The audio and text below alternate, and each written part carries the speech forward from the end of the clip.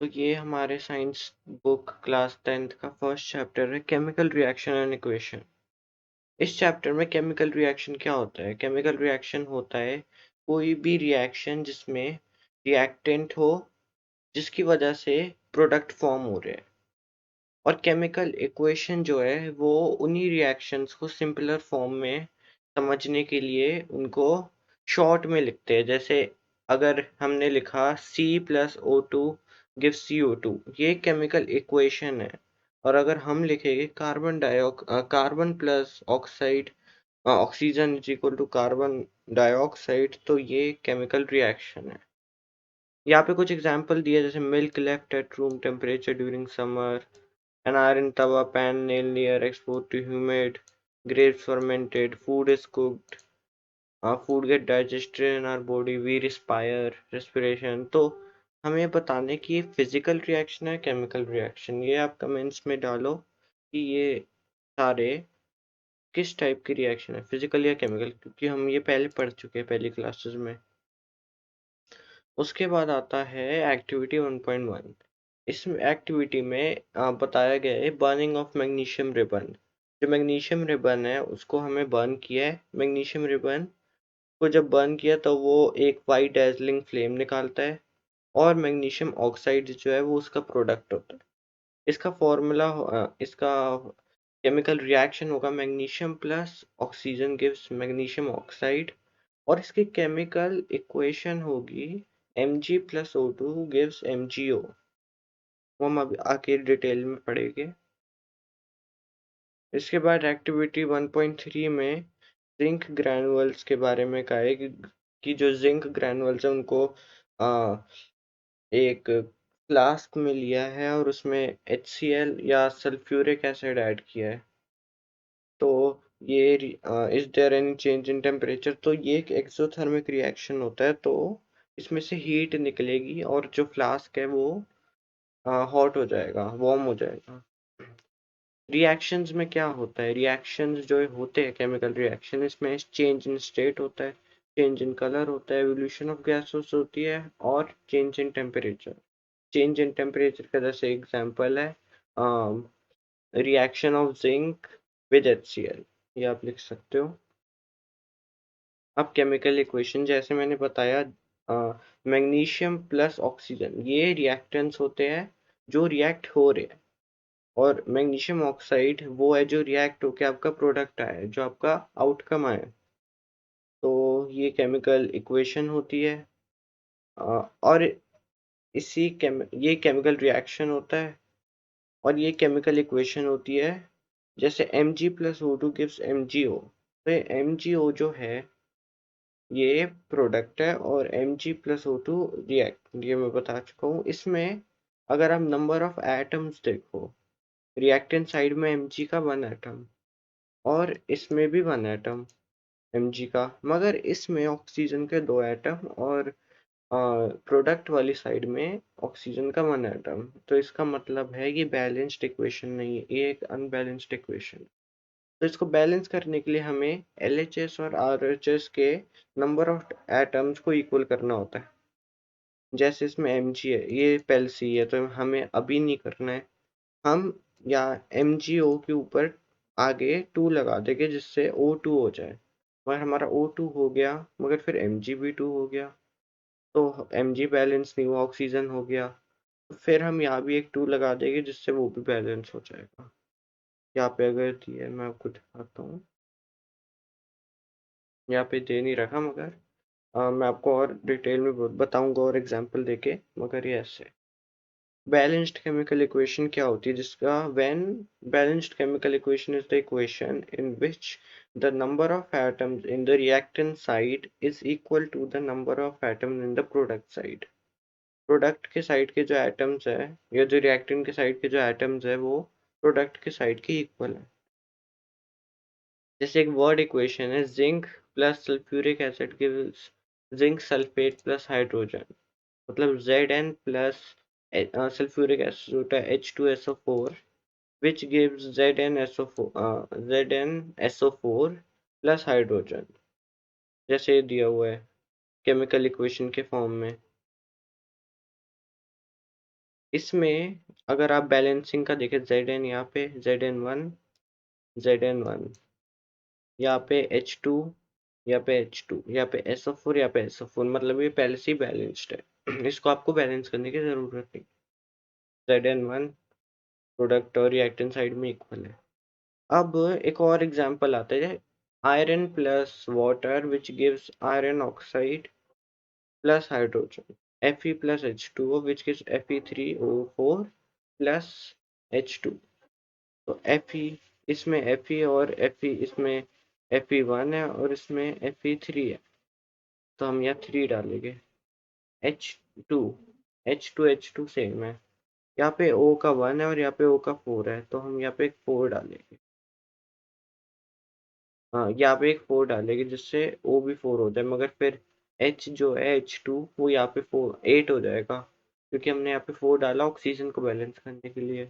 जिसकी वजह से हाइड्रोजन की एटॉमिक वो चेंज हो गया रिएक्टेंट साइड में, तो हमें प्रोडक्ट साइड में जाके यहाँ भी 4 लगाना पड़ेगा। तो आखिर में इक्वेशन बनती है Fe3 plus 4H2O which gives Fe3O4 plus 4H2। तो इसमें आप देख सकते हैं Fe बैलेंस हो गया, यहाँ पे 3 है, यहाँ पे हाइड्रोजन 8 है और यहाँ पे हाइड्रोजन 8 है, यहाँ पे ऑक्सीजन 1 है, 4 है, और यहाँ पे भी ऑक्सीजन 4 है। हम इन इक्वेशंस को और डिटेल बनाने के लिए और ज़्यादा अच्छे से एक्सप्लेनेशन जानने के लिए हम सिंबल्स और सिंबल्स डाल सकते हैं फिजिकल स्टेट उसकी बताने के लिए। जैसे इसी इक्वेशन का अगर एग्जांपल ले, इसमें इसने Fe को जो है आयरन वो सॉलिड है, और फिर वाटर 4H2O जो है वो गैस। उसके बाद जो मिला Fe3O4 ये भी एक सॉलिड है, और H2 है वो जो गैस है। मतलब एक तरह से इसको, इस इक्वेशन को और ज़्यादा इलेबोरेट करने की वजह से, करने के लिए ही यूज़ करते हैं। एक AQ भी होता है जो होता है एक्वस, मतलब वाटर सोल्यूबल, वाटर में डिजोल्व हुआ हुआ है। अब आते हैं समटाइम्स यह रिएक्शन की कंडीशन, जैसे रिएक्शन कैसे हो रहा है। जो आपका कॉमन रिएक्शन है वो है फोटोसिंथेसिस का। 6CO2 ये बैलेंस्ड है पहले से। 6CO2 जो एक्वस में है, मतलब मैंने आपको बताया था वाटर से में मिक्स्ड है, और 12H2 जो लिक्विड में है। लिक्विड और एक्वस में फ़र्क होता है, अगर आपको 6CO2, 12H2O in the presence of sunlight and chlorophyll which gives glucose, O2 and water। तो ये आपकी वो फोटोसिंथेसिस की इक्वेशन है। इसमें सनलाइट और क्लोरोफिल जो है वो कंडीशंस है जिसकी वजह से रिएक्टेंट जो है वो प्रोडक्ट में फॉर्म हो रहा है। तो अब इसके बाद आता है types of chemical reaction. Chemical reaction कितने टाइप्स के होते हैं? 4 टाइप्स के होते हैं mainly. Combination reaction, displacement reaction, double displacement reaction और डीकम्पोजिशन रिएक्शन। इसको हम डिटेल में पढ़ते हैं। कॉम्बिनेशन रिएक्शन, नाम से ही पता चल रहा है कॉम्बिनेशन मतलब कंबाइन हो रहा है, मतलब दो रिएक्टेंट जो है वो कंबाइन होके एक प्रोडक्ट फॉर्म कर रहे हैं। ये एक एग्जाम एक्टिविटी से बता रखा है, जब कैल्शियम ऑक्साइड रिएक्ट करता है वाटर के साथ तो बनाता है स्लेक्ड लाइम, और एनर्जी एक्सोथर्मिक रिएक्शन होता है, मतलब हीट निकलती है इसमें से। तो जैसा आप देख सकते हैं क्विक लाइम और वाटर से रिएक्ट हुआ है तो स्लेक लाइम बनी है। इसका मतलब दो रिएक्टेंट कंबाइन होके एक प्रोडक्ट बना रहे हैं।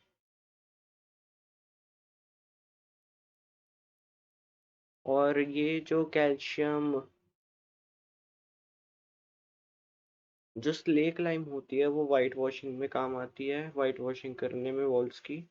और जो कैल्शियम हाइड्रोक्साइड होता है वो स्लोली रिएक्ट करता है कार्बन डाइऑक्साइड इन एयर के साथ, और जब ये रिएक्ट करता है तब ये थिन लेयर बना लेता है कैल्शियम कार्बोनेट वॉल्स का। Calcium carbonate is formed after 2 or 3 days of whitewashing and gives a shiny finish to the walls। कि भाई कैल्शियम कार्बोनेट अगर उसको 2-3 दिन तक छोड़े तो वो वाइट वॉश करने में मदद करता है और वो एक शाइनी लुक दे देता है। और इसकी इक्वेशन यहाँ दे रखी है, ये आप याद कर लो क्योंकि पेपर में आ सकती है। CaOH2 कैल्शियम हाइड्रोक्साइड जो एक्वस है plus CO2 which gives calcium carbonate plus water।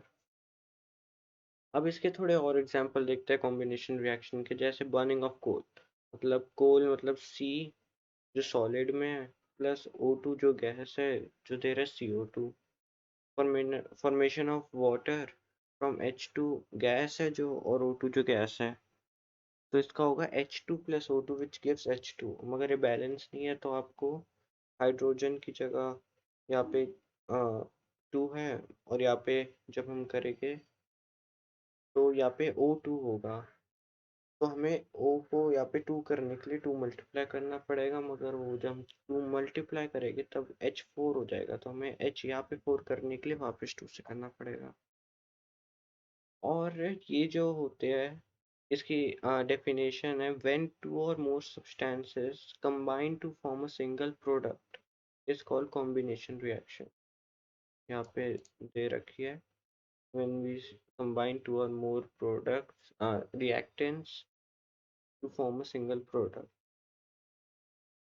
और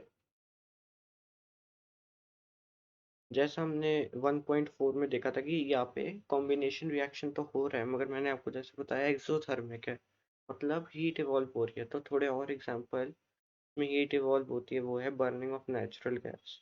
नेचुरल गैस है CH4 मीथेन, जैसे आपको पता है गैस में, और ये O2 के साथ रिएक्ट हुई तो ये बना CO2 प्लस वाटर, तो इसको फिर बैलेंस कर दिया। बैलेंस करना जरूरी है वरना नंबर कट सकते हैं।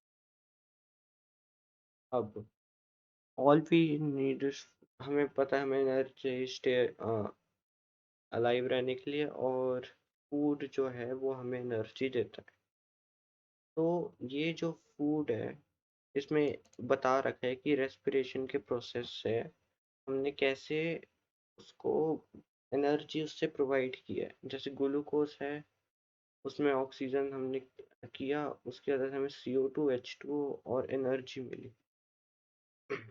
Decomposition of vegetable matter into compost is also known. जब डिकम्पोज्ड जो मतलब डिकम्पोजिशन होता है वेजिटेबल मैटर का कंपोस्ट में, उसे एक्सोथर्मिक रिएक्शन भी कहते हैं, क्योंकि उसमें भी हीट इवॉल्व होती है। दूसरा टाइप का रिएक्शन है decomposition reaction. Decomposition combination reaction का एकदम उल्टा होता है। इस रिएक्शन में जैसे कॉम्बिनेशन में 2 रिएक्टेंट से सिंगल प्रोडक्ट बन रहा था, इसमें सिंगल प्रोडक्ट से 2 रिएक्टेंट्स बनते हैं, मतलब सिंगल रिएक्टेंट से 2 प्रोडक्ट्स बनते हैं, एकदम उसका उल्टा है। इसमें जैसे एग्जांपल फेरस सल्फेट हमने लिया, उसको हीट किया तो हमारे पास फेरिक फेरिक ऑक्साइड आएगा, SO2 गैस आएगी और SO3, सल्फर ऑक्साइड और सल्फर ट्राइऑक्साइड में SO2 और SO3 गैस इवॉल्व होगी। अब इस डिकम्पोजिशन रिएक्शन की प्रॉपर डेफिनेशन है, the reaction in which a single reactant breaks down to give simpler products। जब एक सिंगल रिएक्टेंट प्रोडक्ट्स देने के लिए ब्रेक डाउन होता है उसे डिकम्पोजिशन रिएक्शन कहते हैं। इसमें जैसे हमने फेरस सल्फेट को हीट किया था, वैसे होता है FeSO4.7H2O, मगर जब वो हीट होता है तब उसका जो वाटर ऑफ क्रिस्टलाइजेशन होता है वो चले जाता है, और वो बन जाता है फेरिक ऑक्साइड में, जिसके साथ वो सल्फर डाइऑक्साइड और ट्राइऑक्साइड गैस छोड़ता है। अब जो फेरिक ऑक्साइड है वो एक सॉलिड है और SO2 SO3 गैस है।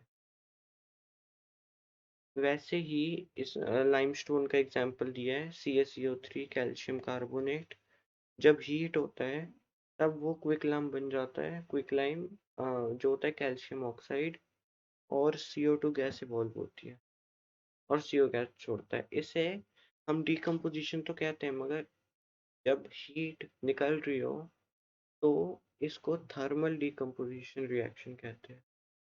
थर्मल मतलब हीट। उसके बाद ये लेड नाइट्रेट का एक वो एक्टिविटी है जिसमें नाइट्रोजन डाइऑक्साइड रिलीज होती है जो ब्राउन कलर की होती है, ब्राउन फ्यूम्स। एक बार रीड कर लेना, वैसे मैंने बता दिया। ये इक्वेशन है इसकी, जब लेड नाइट्रेट हीट होता है लेड ऑक्साइड बनाता है, नाइट्रोजन डाइऑक्साइड और ऑक्सीजन रिलीज होती है जब लेड नाइट्रेट को करते हैं PbNO3 और लेड ऑक्साइड का है PbO और नाइट्रोजन डाइऑक्साइड NO2 और ऑक्सीजन O2। ये एक इलेक्ट्रोलिसिस ऑफ वाटर के ऊपर एक एक्टिविटी है, ये आप पढ़ लेना खुद। इसमें ब्रेक डाउन ऑफ बस वाटर बता रखा है with by the help of electricity, तो इसे हम इलेक्ट्रोलिटिक रिएक्शन भी कहते हैं। ये अभी मतलब इसमें है नहीं, जैसे थर्मल में हो रहा है तो थर्मल डिकम्पोजिशन वो तो होता ही है, मगर जब इलेक्ट्रिसिटी से हो रहा है तो उसे इलेक्ट्रोलिटिक रिएक्शन कहते हैं। इलेक्ट्रिसिटी की वजह से अ, जो ब्रेक हो रही है चीज़, और जब सनलाइट आ रही है, जैसे अगले एग्जांपल जो मैं अभी समझाऊंगा, ये एक फोटोलिटिक एग्जांपल है। फोटो मतलब लाइट, है ना, जैसे फोटोसिंथेसिस होता है तो फोटो मतलब लाइट, तो इसे फोटोलिटिक रिएक्शन कहते हैं।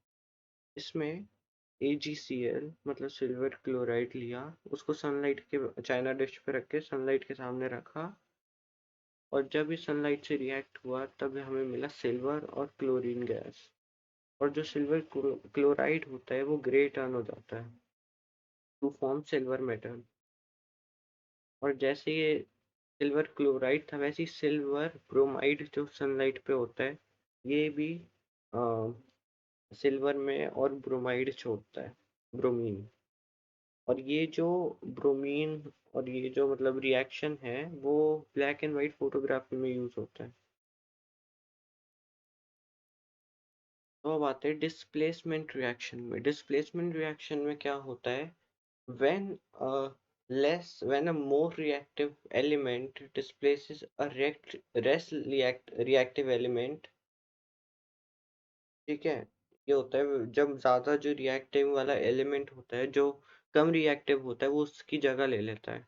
जैसे एक एग्जांपल है, ये एक्टिविटी है, आप पढ़ लीजिए, मतलब मैं आपको इसकी इक्वेशन बता रहा हूँ अभी।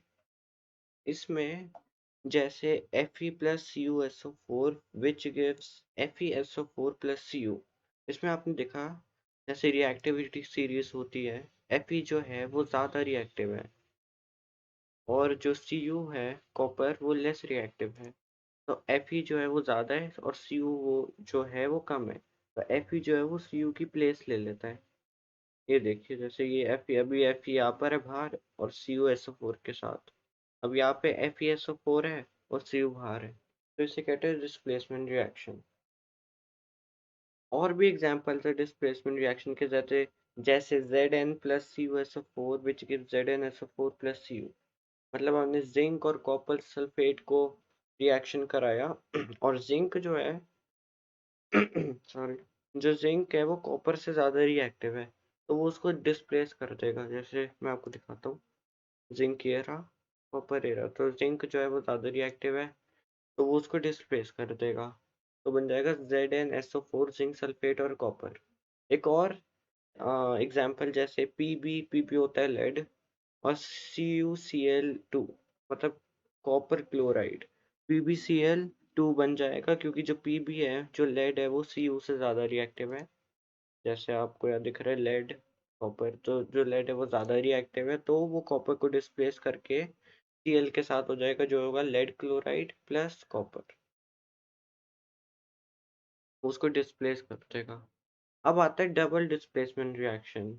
डबल डिस्प्लेसमेंट रिएक्शन में एक इनसॉल्युबल सॉल्ट फॉर्म होता है और इसमें एक्सचेंज ऑफ आयंस होते हैं।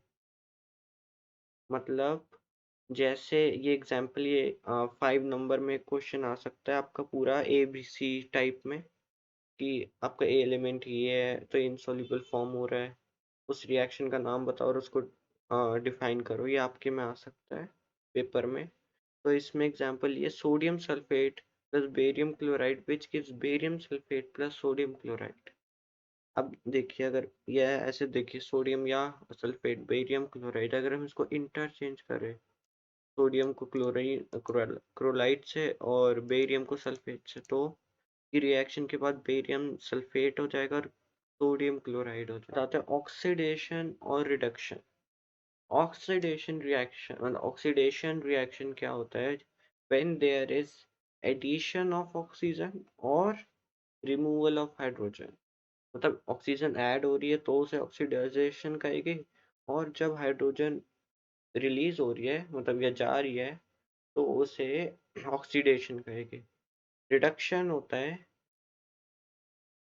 एडिशन ऑफ हाइड्रोजन और रिमूवल ऑफ ऑक्सीजन, मतलब ऑक्सीजन जा रही है या हाइड्रोजन ऐड हो रही है, इसे हम रिडक्शन कहेंगे दोनों चीज़ों को। जैसे ये एक एग्जाम्पल है Cu प्लस O2, मतलब ये बैलेंस्ड है। Cu plus O2 on heating gives CuO, मतलब इसमें ऑक्सीजन ऐड हो रही है तो ये ऑक्सीडाइजेशन रिएक्शन है। और एक होता है रिडॉक्स रिएक्शन। रिडॉक्स रिएक्शन में ऑक्सीडेशन भी हो रही है और रिडक्शन, मतलब या ऑक्सीजन का ऐड हो रहा है और वहां से हाइड्रोजन का जाना भी हो रहा है, या हाइड्रोजन का आना हाइड्रोजन की एडिशन हो रही है और ऑक्सीजन की सब्ट्रैक्शन। एक और एग्जांपल जैसे सी, इसमें था ऑक्सीडेशन। और एक और एग्जांपल जैसे CuO plus H2 on heating gives Cu plus H2O। इसमें आप देख सकते हैं तो H2 जो है वो ऐड हुआ है, जो हाइड्रोजन गैस है वो ऐड हो गई है, तो इसे हम ऑक्सीड वो कहेंगे रिडक्शन रिएक्शन। और ये भी कहते हैं कि कौन सा एलिमेंट ऑक्सीडाइज कर रहा है और कौन सा रिड्यूस हो रहा है, मतलब हो कौन सा रहा है। If a substance gains oxygen during a reaction it is said to be oxidize. जिसने ऑक्सीजन गेन किया है उसे ऑक्सीडाइज्ड होना कहते हैं, और जिसने ऑक्सीजन लूज किया उसे रिड्यूस होना कहते हैं।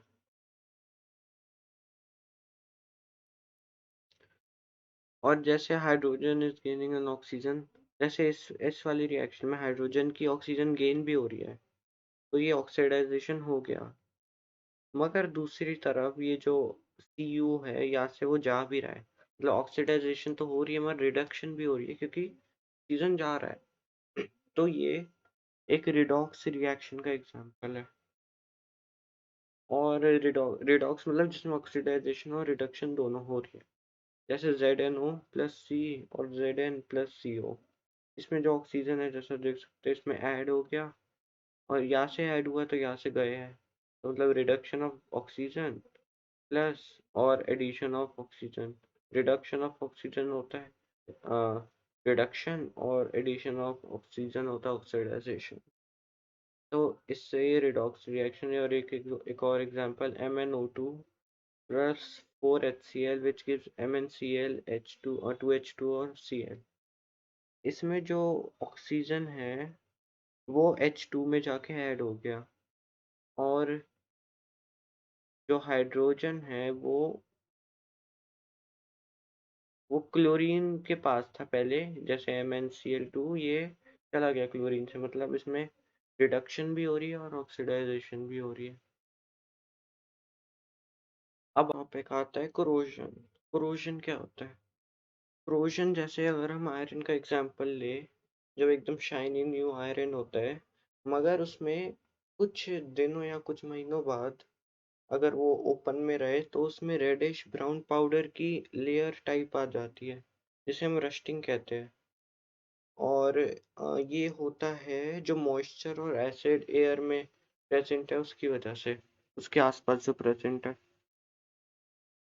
तो कोरोजन की डेफिनेशन क्या है? When a metal is attacked by a substance around it such as moisture, acid, etc., it's said to be corrode, and this process is called corrosion.